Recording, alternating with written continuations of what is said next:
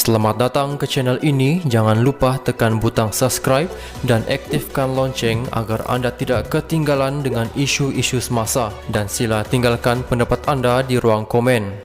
Hakim Mahkamah Tinggi Kuala Lumpur, Datuk Colin Lawrence Secura hari ini memberi amaran Peguam Datuk Seri Najib Razak bahawa mereka tidak boleh terus menangguhkan pemeriksaan balas mereka terhadap saksi dalam perbicaraan Satu Malaysia Development Berhad Wan MDB. Ini berlaku selepas Peguam Najib, Wan Aizuddin Wan Muhammad memaklumkan mahkamah bahawa Peguam Bela Utama Tan Sri Muhammad Syafiee Abdullah akan mengendalikan pemeriksaan balas saksi ke-40 pendakwaan Kok Tek Cheong. Kok yang berusia 67 tahun adalah bekas pengarah urusan M Investment Bank dan telah membacakan kenyataan saksinya di mahkamah hari ini dan telah menamatkan pemeriksaan utamanya. Wan Aizuddin kemudian meminta pihak pembelaan dibenarkan menangguhkan pemeriksaan balasnya terhadap Kong kerana Syafiee sedang mengendalikan satu lagi kes di Mahkamah Tinggi lain pagi ini. Saksi-saksi pendakwaan akan memberikan keterangan pada peringkat pemeriksaan utama, iaitu apabila mereka akan menjawab soalan daripada pihak pendakwaan untuk memberikan penjelasan sebelum menjawab soalan Peguam Najib semasa pemeriksaan balas dan sebelum pihak pendakwaan kemudian mengemukakan soalan akhir di peringkat pemeriksaan semula untuk saksi menjelaskan jawapan mereka. Hanya selepas peringkat pemeriksaan semula, saksi dianggap telah melengkapkan keterangannya di mahkamah. Datuk Seri Gopal Sriram yang mengetuai pendakwaan kemudian dengan serta-merta menegaskan kepada mahkamah bahawa pihak pendakwaan dan saksi masih menunggu Peguam Najib untuk memulakan atau menyelesaikan pemeriksaan balas. Kami telah menyusun saksi, kami ada maklim yang belum melengkapkan keterangannya, kami ada Chia yang belum melengkapkan keterangannya, kami ada saksi ini, kami ada Yap. Saya tidak dalam kedudukan untuk memanggil saksi yang seterusnya, melainkan semua orang ini sudah selesai. Jika tidak, saya hilang kiraan, katanya kepada Mahkamah Tinggi. Sriram dilaporkan berkata ini juga menyebabkan pihak pendakwaan sukar untuk mengatur pemeriksaan semula dan ia menyukarkan hidup kami, sambil menegaskan bahawa beliau sudah cuba untuk menampung sebanyak mungkin. Hakim Colin kemudiannya turut meluahkan kekecewaannya sambil memberi arahan tegas kepada pasukan undang-undang Najib dengan berkata, "Saya rasa saya juga telah menampung sebanyak mungkin.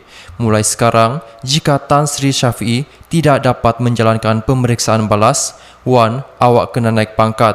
Saya sudah terima, kita tidak boleh terus menempah pemeriksaan balas dan perbicaraan dijalankan secara beransur-ansur berulang kali. Saya telah menampung beberapa banyak yang saya boleh.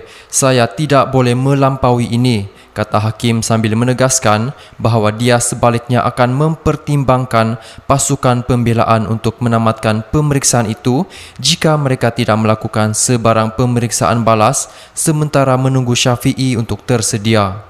Wan Aizuddin berkata dia ada bertanya soalan kepada pemeriksaan balas kepada saksi pendakwaan tertentu dan beliau tidak bersedia untuk menjalankan pemeriksaan balas pada ketika ini.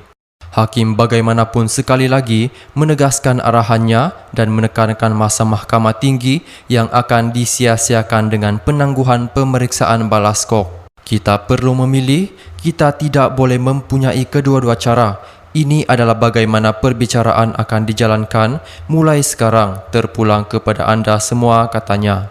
Apa yang saya katakan selepas ini tidak ada lagi cadangan soal balas. Itu yang saya katakan. Jadi apa yang kita buat sekarang dengan masa yang tinggal, apa yang kita buat sekarang sehingga petang. Jadi saya akan kehilangan beberapa jam dan kemudian kita sambung semula. Apa yang saya katakan adalah, di luar hari ini, saya tidak dapat bersetuju untuk meminta daripada pihak pendakwaan untuk menempah sebarang lagi pemeriksaan balas, katanya. Hakim menegaskan bahawa pasukan Peguam Najib adalah pasukan yang besar dan Wan Aizuddin akan dapat menjalankan sebarang pemeriksaan balas tanpa perlu menunggu Syafiee melakukannya secara peribadi. Kamu semua mempunyai pasukan yang besar. Saya rasa kamu lebih mampu untuk menyoal balas. Kamu sudah biasa dengan fakta kes. Kamu telah menyoal balas saksi-saksi lain.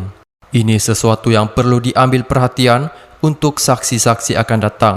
Saya tidak dapat memenuhi sebarang permintaan lagi. Saya rasa kita perlu bersidang semula, kata hakim itu.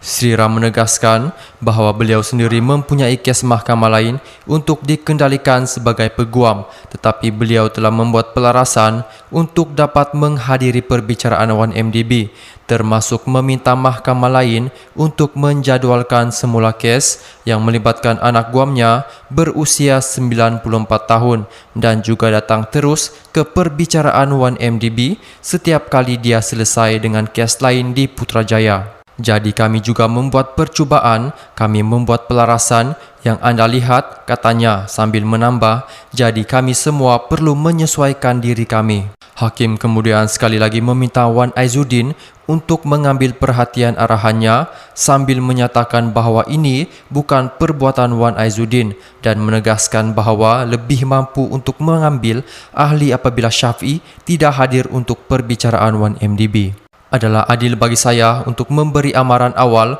kepada anda. Ini akan menjadi situasi jika Tan Sri Syafiee tidak dapat menyoal balas dan anda tidak dapat melakukannya.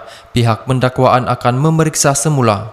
Kita tidak boleh menunggu mahkamah lain untuk selesai, kata hakim. Wan Aizuddin kemudian menjawab, Yang Arif, saya ambil perhatian sewajarnya keprihatinan dan arahan Yang Arif serta kebimbangan yang dibangkitkan oleh rakan saya Yang Arif. Saya akan memaklumkan kepada peguam kanan dan kami akan bertindak sewajarnya. Najib dilihat di dalam bilik mahkamah hari ini memakai sut coklat muda dengan tali leher coklat, manakala isteri Najib, Datin Seri Rosma Mansor dan anak perempuannya, Noriana Najwa hadir di bilik mahkamah semasa perbicaraan. Najib 67 menghadapi 4 tuduhan menyalahgunakan kuasa dan kedudukan berkaitan dana 1MDB berjumlah 2.28 bilion ringgit. Ahli Parlimen pekan itu juga didakwa atas 16 tuduhan menerima wang hasil aktiviti haram daripada akaun Tenore Finance Corporation di Falcon Private Bank Singapura ke akaun M Islamic Bank Berhad miliknya sebelum memindahkannya semula ke akaun milik Tenore berjumlah 2 bilion 196,786,711 ringgit 87 sen.